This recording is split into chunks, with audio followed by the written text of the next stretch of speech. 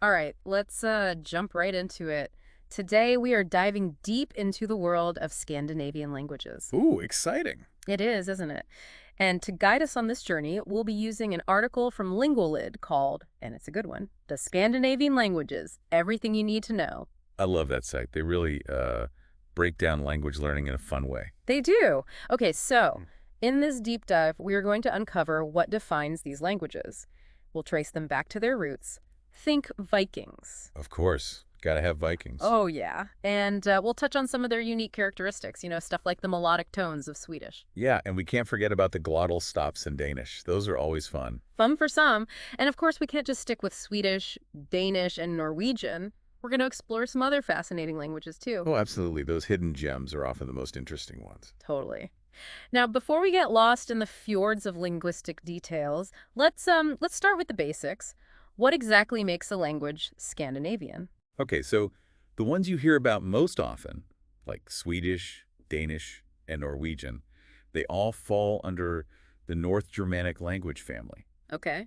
And that's part of a much bigger family tree, the Indo-European family. Ah, so it's like a family tree. You've got the big trunk, and then it branches out into different, branches. Yeah, exactly. It's all about tracing the ancestry, seeing where these languages came from. And how they've kind of grown and developed into their own unique things, right? Right. And those differences, they're not just about vocabulary. Ooh, interesting. You start looking at their grammatical structures and, well, it tells a story. A story about their history, their culture, all that good stuff. Exactly. You can hear those stories, Yeah, the way each language feels, sounds. I like that. So, give me an example. How does a Scandinavian language sound unique? Well, take Swedish, for instance. It's known for being almost musical, like you're singing when you speak. Hmm. Yeah, That's mostly because of something called vowel harmony. the vowels Yeah, basically the vowels in a word, they have to play nice with each other. play nice. Well, they have to harmonize in how they're pronounced. And then there's something called pitch accent, where the tone you use on some syllables, it actually changes what the word means. Wow, that's pretty wild. Like the same word can mean different things just because of how high or low you say it? Yeah, pretty much. Yeah, Makes you realize how much can get lost in translation, even with languages that share roots. absolutely. Okay, so before we go any further, we can't talk about Scandinavian languages without mentioning those incredible explorers, the Vikings. Oh, of course not. So, what role did they and their language, Old Norse, play in shaping all of this? Well, think of the Vikings as the stars of this linguistic show. They sailed, they conquered, and as they did, their language, Old Norse, it spread. Leaving its mark wherever they went. Exactly. And that mark is still visible in the Scandinavian languages we hear today. So it's like Old Norse is the grandparent, and all these modern Scandinavian languages are the descendants, each with their own, their own modern twist. I like that analogy. It's Yeah. spot on. And what's even more fascinating is that some languages held on to more of that Old Norse legacy than others. Take Icelandic, for example. It's like a time capsule, the closest living language to Old Norse. Oh, wow. Like, if you want to hear what Viking sounded like, go to Iceland. In a way, yeah. It's a glimpse into the past, both linguistically and culturally. It's pretty incredible. I can only imagine. It makes me want to book a flight right now. But we should probably stick to the plan. Definitely. We've got a lot more ground to cover. Exactly. We've got to talk about the big three: Swedish, Danish, Norwegian. Starting with Swedish, what makes it stand out in this family? Well, for starters, it's the most spoken of the bunch. Official language of Sweden, obviously. But, surprise, it's also an official language in parts of Finland. No way. I did not know that. Yep. And we've talked about its musicality, but its vocabulary. It's got this interesting mix thanks to, you guessed it, history. I was going to say Vikings, but I'm guessing it's something else. Well, they played a part, but Swedish also borrowed a lot from German and French. Shows you how Sweden interacted with different cultures over time. So languages, they're not just these static things, right? They absorb, adapt, change with the time. Exactly. They're constantly evolving. Okay, so what about Danish? Does it have that same, musicality that Swedish has? It shares some similarities with Swedish for sure, but it's got its own quirks, especially when it comes to pronunciation. You've got Denmark, Greenland, the Faroe Islands, all speaking Danish. And one thing that sets it apart is its use of glottal stops. Glottal stops. Yeah, it's like this abrupt closure in your throat when you're speaking. Can sound a bit like a catch in your voice. Huh. I can see how that would be tricky to master. Oh, definitely. Mhm. One of the trickier aspects of Danish for non-native speakers. I bet. All right, so Norwegian. Now this one I'm really curious about because I've heard it's got two official forms. What's that all about? Ah, yes, Norwegian. Mm. Now, its linguistic landscape, it reflects a lot about its history and its cultural identity. They have two official written forms, Bokmål and Nynorsk. Okay, two forms. That's interesting. It is. So Bokmål, that's the one you'll see most often. It's been influenced a lot by Danish because of their shared history. Yeah, makes sense. But then there's Nynorsk. It's a deliberate effort to kind of move away from that Danish influence, to create a written form that's more true to, well, traditional Norwegian dialects. So like two sides of the same coin, each representing a different part of Norwegian's like linguistic heritage. Precisely. And this whole duality thing, it's caused some debate, I bet. about national identity, the future of the language. It just shows that languages, they're not just words. They're tied to culture, to politics. They're living, evolving things. That is a perfect way to transition to our next segment. We've got the big three down, but there's more to explore. We've got these hidden gems, right? Icelandic, Faroese, the Sami languages. What's the story with them? They're kind of off on their own, aren't they? They are, geographically and linguistically. And that isolation, well, it's had a big impact on how they've developed. Let's start with Icelandic. We talked about how it's super close to Old Norse. Like really close. Yeah, but it's not just the words. The grammar, the sentence structure, it's all remarkably similar to Old Norse. So you're not just like understanding Viking words, you're understanding how they thought. Exactly, their worldview. And that's what makes Icelandic so fascinating for linguists, for historians. It's a window into a completely different way of thinking. Of course, that also makes it a tough language to learn. Oh, I bet. But rewarding, right? Incredibly. Okay, so Faroese.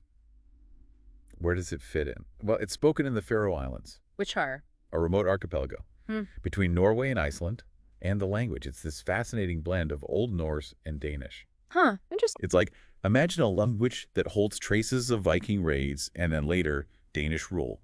It's history, all layered into the words. Wow, that's a cool way to think about it. So Faroese is like a bridge between those two worlds. You could say that.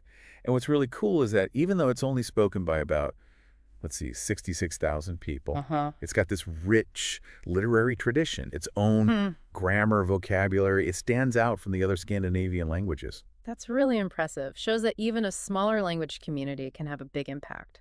Okay, so onto the Sami languages. These are in a whole other category. They are. They're unique. All the Scandinavian languages we've talked about so far, they belong to that Indo-European family, remember? Yeah, the big family tree. Right, but the Sami languages, they belong to the Uralic family, completely different branch. Oh, wow. So geographically, they're right there with Scandinavian cultures, but linguistically, they come from somewhere else entirely. Exactly.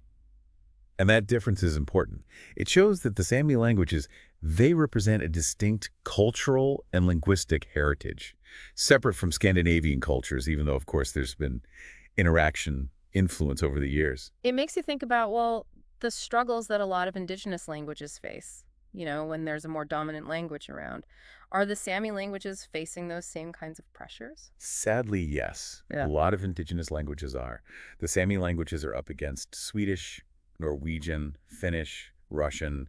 Those are the official languages in the areas where the Sami people live. And there's definitely worry about language loss, especially among younger generations. That's really sad to hear. It makes you realize that preserving a language, it's about more than just words. It's about preserving a culture, a history, a way of life. Exactly.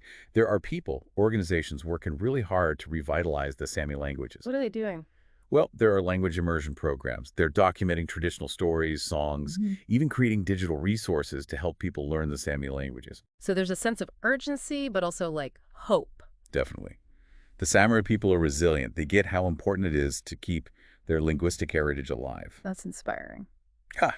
Okay, so before we move on, gotta ask the question I think everyone's wondering. If you speak one Scandinavian language, can you just like automatically understand the others? Ah, the million-dollar question.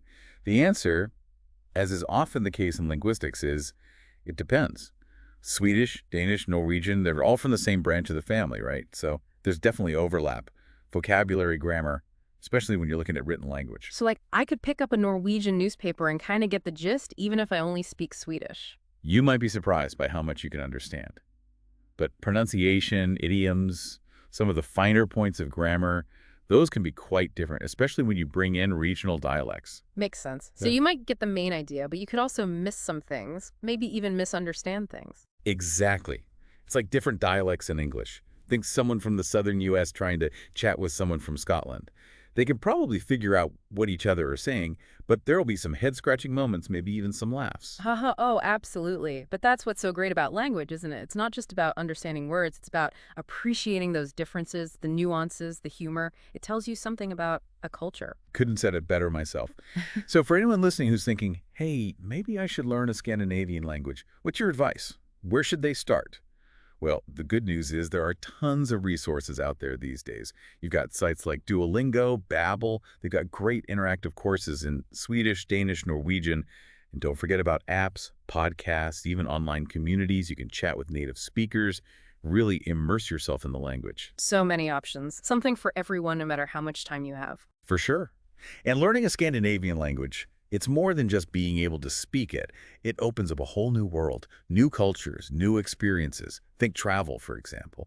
And it can even help you understand your own language and culture better. Plus, you can impress everyone with your Viking knowledge and perfect glottal stop. Yeah, exactly. There's something magical about learning a new language. It's a journey, discovering new words, new ways of seeing the world. This whole deep dive has been a journey. We've looked at history, unique features, even the challenges these languages face. But before we wrap up, I have one more question. We've talked about how Scandinavian languages have changed over time, but what about the future? What's going to shape how these languages keep, developing? That's the big question, isn't it? The one that linguists, cultural experts, they're all trying to figure out. And one of the biggest factors is globalization, the influence of English. Technology, media, it's all connecting us. And English has become that common language, especially for business, entertainment, things like that. Yeah, it's kind of like a double-edged sword. Good because everyone can understand each other, but, well, does that hurt smaller languages? Exactly. It's tricky.